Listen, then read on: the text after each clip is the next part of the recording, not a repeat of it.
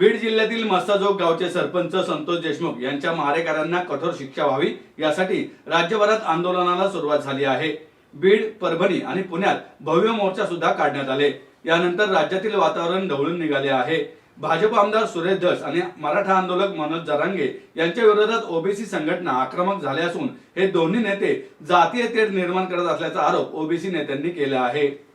आज पुण्यात मराठा क्रांती मोर्चा समन्वयकांची पत्रकार परिषद पार पडली। या पत्रकार परिषदेत मनोज जरांगे पाटील यांनी बोलताना काळजी घ्यावी असा सल्ला देण्यात आला आहे। मराठा क्रांती मोर्चाचे पदाधिकारी राजेंद्र कोंढरे यावेळी बोलताना म्हणाले की त्यांच्या सहकाऱ्यांशी माझं कालच बोलणं झालं आहे, त्यांच्याशी माझा संपर्क होऊ शकला नाही। एखादी व्यक्ती जर चालून आली तर तिच्यापुरता हा संघर्ष मर्यादित आहे, तो संघर्ष दोन समाजात निर्माण व्हावा अशी आमची भावना आहे। परंतु एखादी वाईट प्रवृत्ती एखादी भूमिका घेते, दहशतवाद करते, तलवारी काढते, त्यांच्यावर कोणी बोलणारच नाही आणि मग अशा प्रकारची भाषा आल्यावर त्याच्यावर वक्तव्य होणं देखील चुकीचं आहे। जरांगे पाटलांनी यामध्ये निश्चित काळजी घ्यावी असे आमचे या ठिकाणी आव्हान आहे। तसेच मराठा समन्वयक पुढे म्हणाले, परंतु ऑपोजिट साईडने आज तुम्ही सोशल मीडिया बघा, जिथे गुन्हेगारीचे उदात्तीकरण करणारे रील येत आहेत।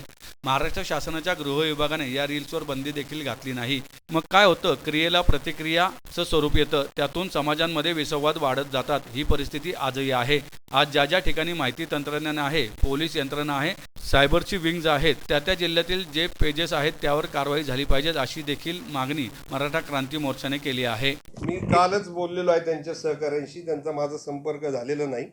बघा, एखादी व्यक्ती जर चालून आली तर तिच्यापुरता संघर्ष हा मर्यादित आहे।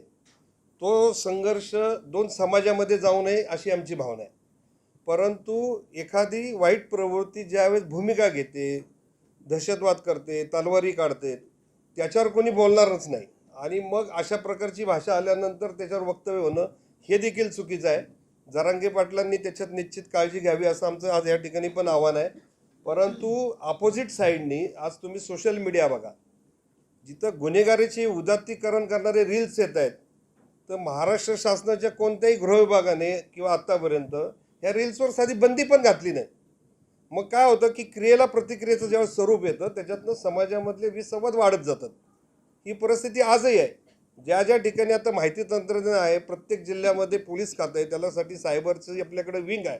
या विंगनी त्या जिल्ह्यातली जी काही पेजेस आहेत ती व्हेरीफाईड करून त्यांच्यावर कारवाई तर केली पाहिजे, ती सुद्धा होत नाही। आज बीड आणि परभणी आणि पुणे जिल्ह्यातील राजगुरुनगर इथल्या खुनाच्या झालेल्या घटनांचा आम्ही निंदा करतो।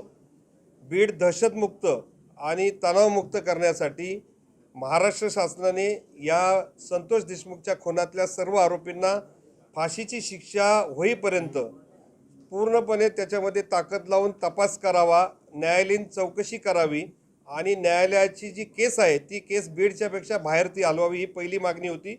दुसरी, शस्त्र परवाने बेकायदेशीर पद्धतीने दिलेले रद्द करावेत।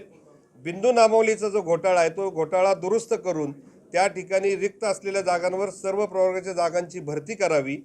त्याचबरोबर राखेचा आणि वाळूचा जो गैरव्यवहार चालला आहे त्याची चौकशी करून त्याला अटकाव करण्यात यावा आणि ह्या सर्व प्रक्रियेला जबाबदार असणारे आणि त्यांचे पाठीराखे असलेले माननीय धनंजय मुंडे यांनी हा तपास पूर्ण होईपर्यंत नैतिक जबाबदारी स्वीकारून आपला मंत्रिपदाचा एकतर राजीनामा द्यावा किंवा यापासून काही काळ दूर राहावं आणि हा तपास योग्य पद्धतीने होईल अशा प्रकारची रचना राज्य सरकारकडून आम्हाला अपेक्षित आहे।